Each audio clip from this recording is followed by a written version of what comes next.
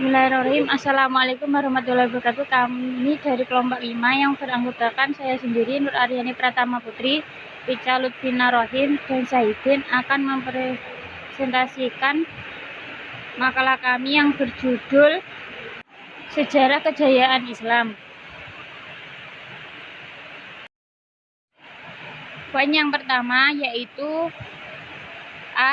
periodisasi sejarah Islam. Dari kesaksian tentang Nabi sebelum Nabi Muhammad SAW, maka periodisasi Islam dapat dibagi menjadi 3 periode, yaitu 1. Periode sebelum Nabi Muhammad SAW. Pada masa ini, Islam masih merupakan agama lokal Persia dan ajaran Islam masih belum dapat dikatakan sempurna, sebab masih bersifat kondisional. Pembawaan Islam dan yang mendakwahnya kepada manusia adalah para rasul. 2. Periode Nabi Muhammad SAW. Pada masa ini, Islam berada pada puncak kesempurnaannya. Islam bukanlah hanya agama dalam pengertian ritual saja, tapi juga Islam dalam lapangan teologi, etika, ideologi, politik, ekonomi, sosial, budaya, dan lain-lain. 3. Periode setelah Nabi Muhammad SAW. Pada masa ini, ajaran Islam sudah berada pada tangan manusia biasa atau yang disebut dengan ulama. Ulama inilah yang mengganti peran Nabi sebagai ahli waris para Nabi. Poin yang selanjutnya B. Masa kejayaan Islam Abbasiyah. Masa kejayaan Islam dinasti Abbasiyah. Peradaban Islam mengalami puncak kejayaan pada Daulah Abbasiyah. Perkembangan ilmu pengetahuan sangat maju, diawali dengan penerjemah naskah asing, terutama yang berbahasa Yunani ke dalam bahasa Arab. Kekuasaan dinasti Abbasiyah merupakan kelanjutan dari kekuasaan dinasti Umayyah. Dinamakan dinasti Abbasiyah karena pendiri dan penguasa dinasti ini adalah keturunan Abbas. Pada masa inilah masa kejayaan Islam yang mengalami puncak keemasan. Di berbagai kemajuan dalam segala bidang mengalami peningkatan seperti bidang pendidikan, ekonomi, politik, dan sistem pemerintahannya, serta ilmu pengetahuannya. Kemudian, tokoh kejayaan pada masa kejayaan Islam.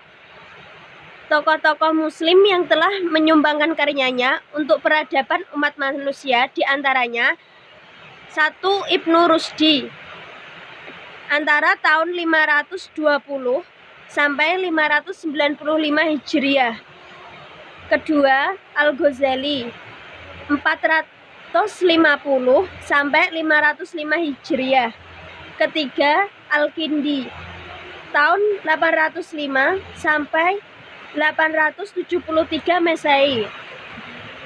Keempat, Al-Farabi tahun 872 sampai 950 Masehi. Kelima, Ibnu Sina tahun 980 sampai 1037 Masehi.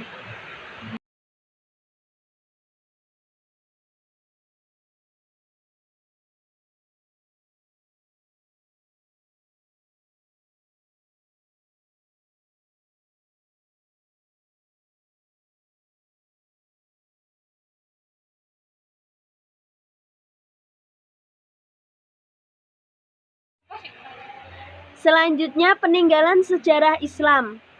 Peninggalan masa kejayaan Islam diantaranya berupa tempat suci, contohnya Ka'bah, Masjidil Haram, Masjid Aqsa, Masjid Quba, Masjid Nabawi. Kedua, peninggalan mushaf Al-Quran. Ketiga, peninggalan di bidang arsitektur, yaitu bangunan tersebut antara lain Istana Az-Zahra yang berada di kota Cordoba dan Istana Alhambra. Keempat, peninggalan dalam bidang ilmu pengetahuan, yaitu ilmu-ilmu yang berkembang di dunia saat ini, di antaranya ilmu kedokteran, Ibnu Sina, ilmu aljabar dalam matematika.